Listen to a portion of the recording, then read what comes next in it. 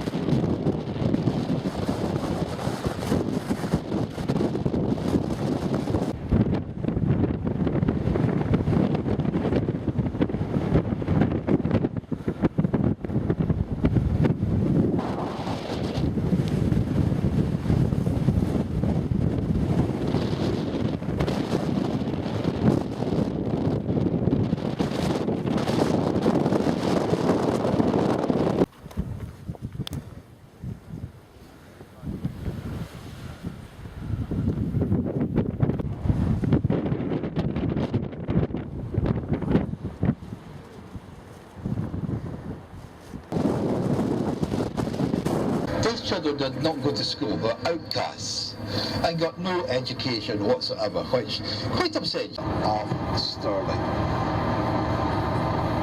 And whoever had control of the castle could control the flow of people going back and forward. But as you keep going round the bend on the road, you're going to see a tall, straight tower. You're going to climb 200 steps to the top. Once you get to the top, there's this wonderful museum to William Wallace and all things associated with it.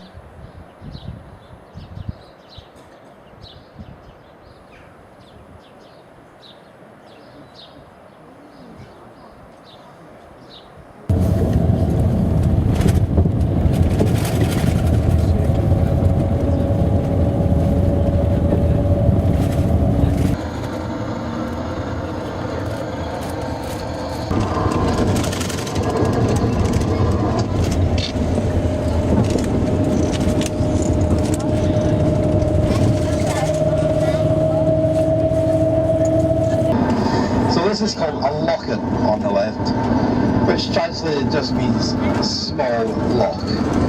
I've been a small lock like this, it doesn't. 20 Campbells accepted the McDonald's hospitality for nearly 2 weeks. Then the order came from Edinburgh to put all to the sword,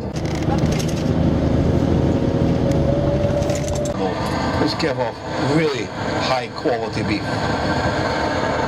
So we're heading down in the height, back down to sea level again, and leaving the rain.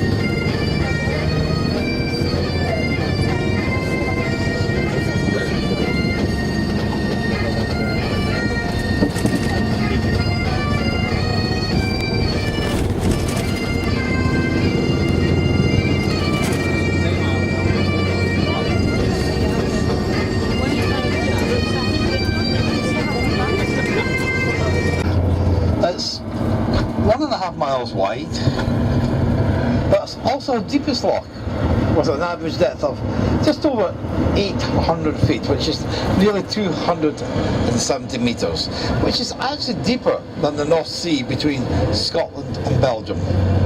Which a lot of people find amazing how a freshwater loch can be deeper than the sea itself, but it is a fact.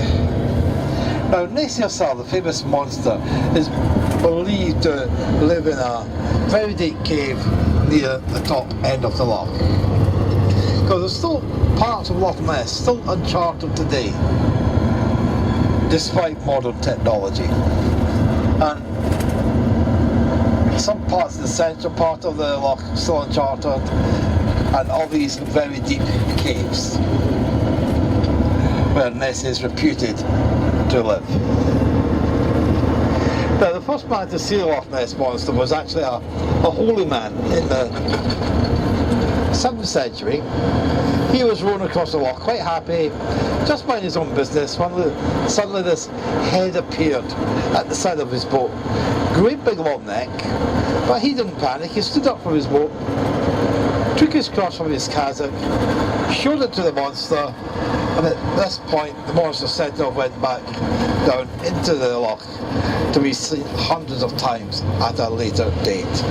And literally it was seen hundreds of times, but none could be confirmed until the 1900s, thanks to a man called Mr. Kodak, who invented the camera. After that, there's photographic evidence that the monster did exist. Now, we do believe that all these older photographs from the 1900s are genuine. Unlike this modern digital age where we can alter images on our camera, on our PC, etc. That facility had not been invented in the 1900s. There's also an exhibition near the top end of the loch, brownish. Now, this is the natural colour of the water of the area. Now, the reason it becomes this colour is the little streams that feed Loch Ness go through what we call peat bogs on the way down. Now, what peat is, it's rotten vegetation which has been rotted for approximately 2 billion years. But when the rainwater goes through this peat bog, it actually discolours the water on the way down. Perfectly pure. It's just we're not used to seeing water absolutely clear. So just look at it as we cross this little bridge. This is a little swing bridge for the Caledonian Canal, which they're repairing in the spring before the summer comes. Now, over the years, there's been many people trying to fight the Loch Ness Monster, as you can imagine. Now, in Inverness itself, there's actually a panel that sits there and they investigate every claim that people have made to have seen the monster. Now, one or two little examples is a Glasgow businessman. He thought he could fight it a few years ago by getting a submarine, put a submarine on the loch, and he reckoned if once he submerged the submarine, sailed around the loch, if the monster did exist, he would fight it. So, seemed like a good idea. But the only problem was, he didn't take into consideration the colour of the water. And as soon as he went down 60 feet, 20 metres, he could see absolutely nothing. And remember, the average depth is 800 feet. So within a week, he had to give that idea up. And then one of the American universities of Colorado, they came across a few years ago with 5 sonar radar boats. Now, they took 3 months to scan the loch and scanned it very thoroughly. But in that time, they got 2 positive readings on their sonar, which they presented to this panel up in Inverness, and they agreed, as far as they were concerned, it was a genuine reading. And then there was a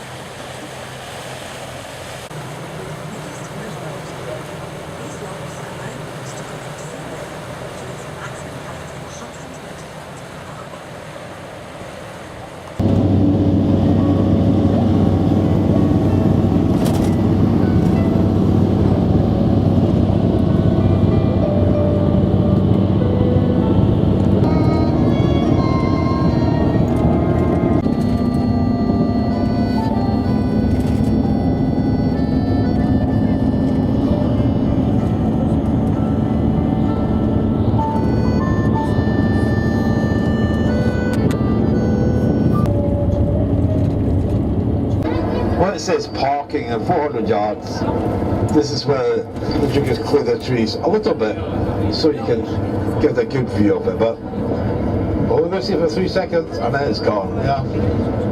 So there we go.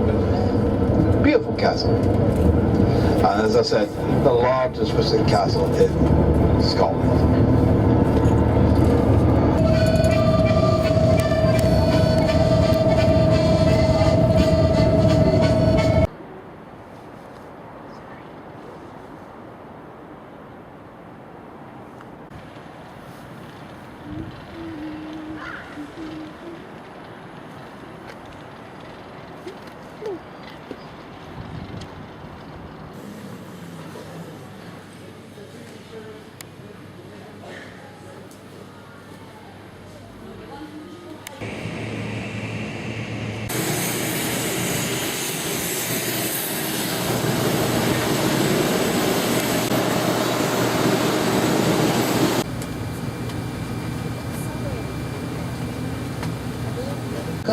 Hold firmly on the strap to secure it around your waist.